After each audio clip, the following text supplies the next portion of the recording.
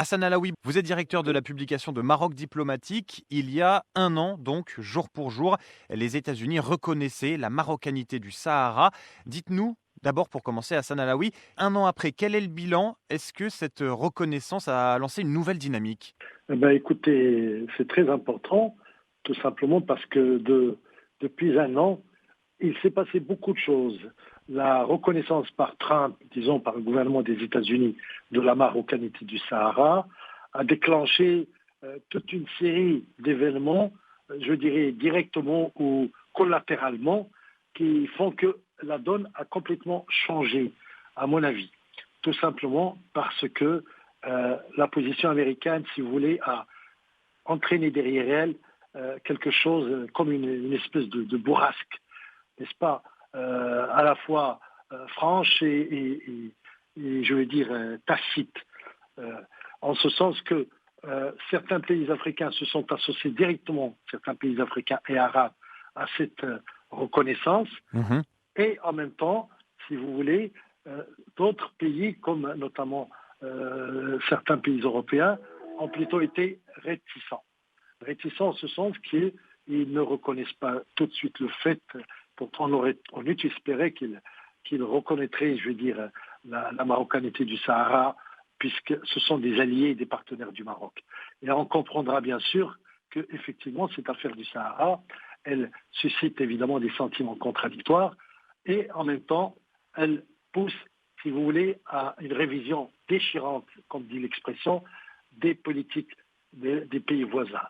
Alors, je précise, euh, le processus, si vous voulez, de cette reconnaissance a été que, un, les États-Unis ont décidé d'ouvrir, bon, on l'attend toujours bien sûr, d'ouvrir un consulat à Dakhla, n'est-ce pas, donc au Sahara et à El Ayoun éventuellement. Mhm.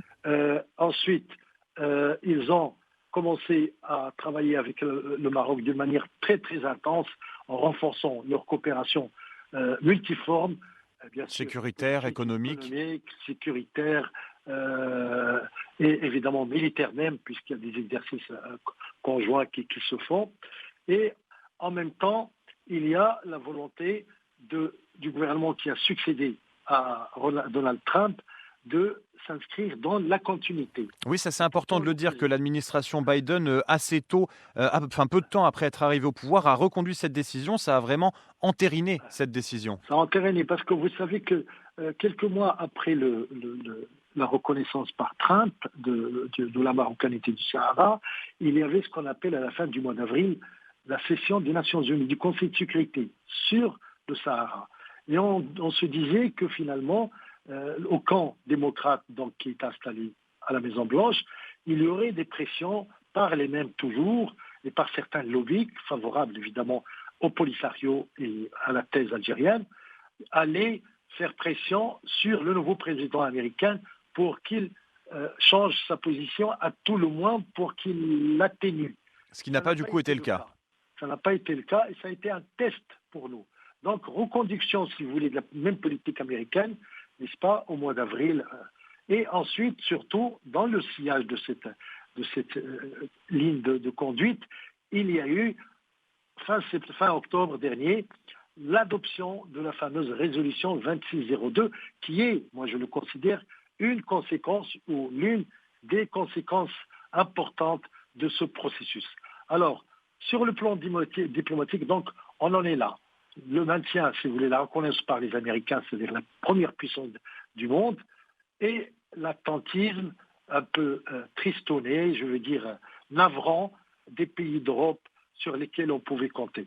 Et les mêmes pays d'Europe d'ailleurs, puisque l'accord, la reconnaissance du Sahara, c'est lié à l'accord avec Israël, certains pays européens, comme l'Espagne, la France, l'Allemagne et je dirais encore plus, qui ont des liens incroyables, extraordinaires avec Israël, et pourtant pratiquement critiquent la décision, si vous voulez, du Maroc d'avoir rétabli des relations avec le même État hébreu.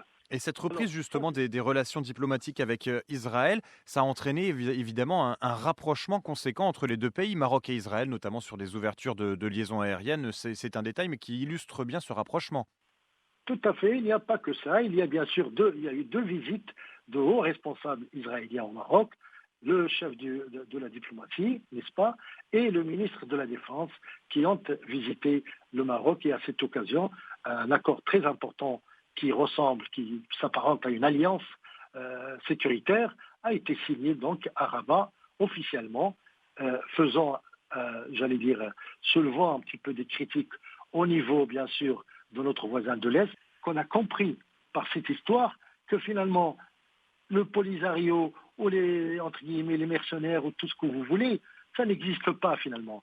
Le problème, c'est l'Algérie qui est là, qui veut absolument mettre la main sur le Sahara, et c'est elle, à la fois, l'interlocuteur, le créateur, l'inventeur du problème, et aujourd'hui, l'unique responsable d'une situation qui est figée depuis 46 ans. Et alors j'avais envie de savoir justement, par rapport à cette situation, à l'heure actuelle, où en est-on sur ce dossier du Sahara, sachant qu'on a notamment un nouvel émissaire de l'ONU qui vient d'être nommé, Staffan de Mistura. L'avancée, il n'y a pas de négociation, tout simplement parce que le schéma reconnu, impliqué, et imposé par le Conseil de sécurité, le schéma, le format des tables rondes, a été rejeté catégoriquement par l'Algérie.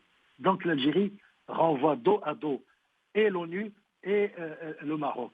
Et évidemment, elle demande même aux Polisario de ne pas participer à ces négociations, si tant est qu'on puisse croire qu'il s'agisse de négociations.